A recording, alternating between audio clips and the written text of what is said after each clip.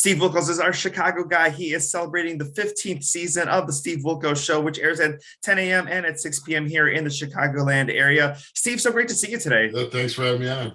Let's first of all talk a little bit about the new part of the show, Steve Survivors. Tell us a little bit about the concept of that and what we're going to see.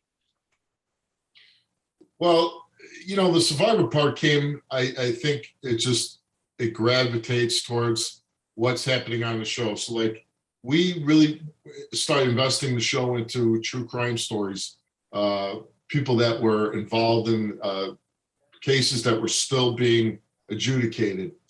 And then we got, we've done stories this year where you're saying Steve Survivors, where we've done 3, I think, where people have been in prison for, 20, 30 years, where they were wrongfully convicted or they got bad advice and they pled because they were afraid to get a lifetime sentence.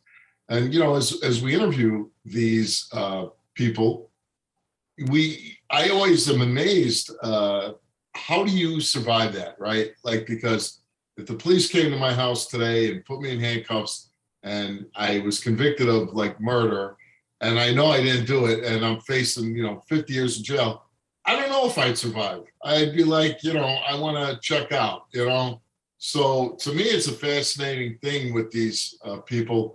And in the past, we've done people that survived horrific attacks, physical attacks, and they fought. So I just think people are drawn to those type of stories because, most of us are never going to experience that. And these stories of survival they're just incredible. There is actually a segment in a story that you feature of a woman who you came to her house when you were a Chicago cop. I've been off the police department for 20 years as of 2021. And this was a woman that I arrested for shoplifting at the Target store on Elston Avenue in Chicago.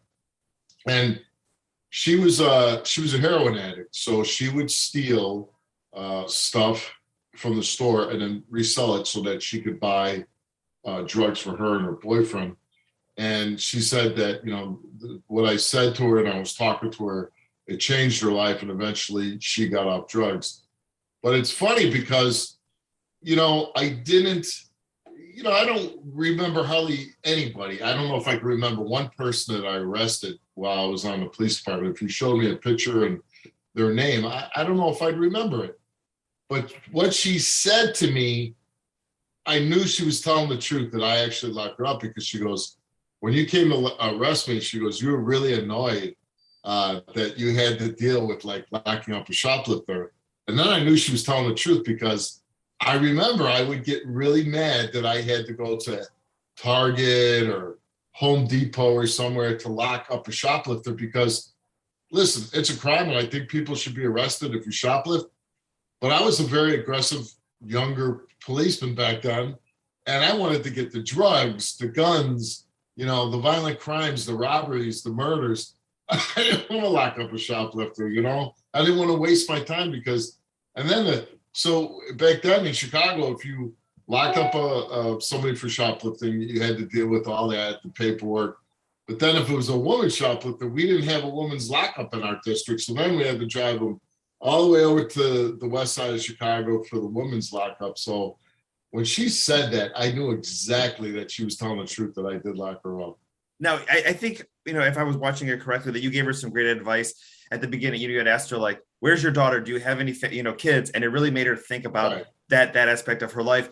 One bit of advice that I want to ask from you was that, we're coming up to the holiday season. A lot of families with different thoughts on everything going on in the world are going to be coming together, but a lot of people may not listen to their parents or their brothers or sisters or their aunts and uncles, but they will listen to Steve. What's a good way for everybody to come together this holiday season without bringing up politics or what's going on, vaccine wise, and just be able to enjoy each other? Right. And you hit on the number one thing. Don't talk politics, right? Because it's sad in this country nowadays that no matter what side you're on, people there's no discussion anymore. It's just yelling and arguing and you're wrong and your guy's wrong. And, that's sad. So when you get together for the holidays, it should be about what have you been doing? How's the kids? What are they involved in? And I just, even I just was on a trip this past weekend, and people talking about politics, and it gets crazy, and I just don't understand it. So I would say you got, come the holidays, stay away from it. Exactly. Listen to Steve. This is Steve's advice. Listen to what he has to say. All right. And final thing here. Are you coming back to Chicagoland to celebrate the holidays? And what are some of your favorite things to do during this holiday season in Chicago? Actually, I was going to come back to Chicago because my mother lives in Florida. My sister still live in Chicago, and they're having Thanksgiving. Unfortunately, my daughter lives out in California for college now, and she's going to be flying back, and she wants to be home at our house here in Connecticut. So it's just kind of hard for us. But when I come to Chicago, I one of the favorite things I love doing is gone now. Heroes Submarine Sandwich Shop at Addison Western. They closed down, and it's been closed for a couple of years, which I don't understand because it was so busy. But I love going to Pete's Pizza on Western Avenue. That's like, I have to have it. I like in this now in the summertime, we used to go, I would have to go to Wrigley Field. I like going to the lakefront, but one thing I do miss, especially during the holiday season, is the Lincoln Park Zoo lights. When my kids were smaller, I thought it was amazing.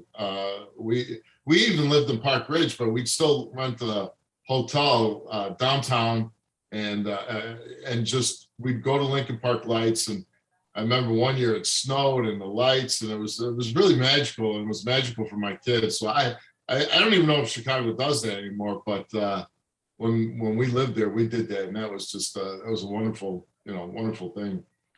Zoo lights are coming back Thanksgiving Day weekend. So, if you are back in town, sometime before the new year, definitely go check them out. Steve Wilkos, thank you so much for your time today. Catch them in Chicago, 10 a.m. and at 6 p.m. Always great to see you. And congratulations on season number 15. Thank you very much.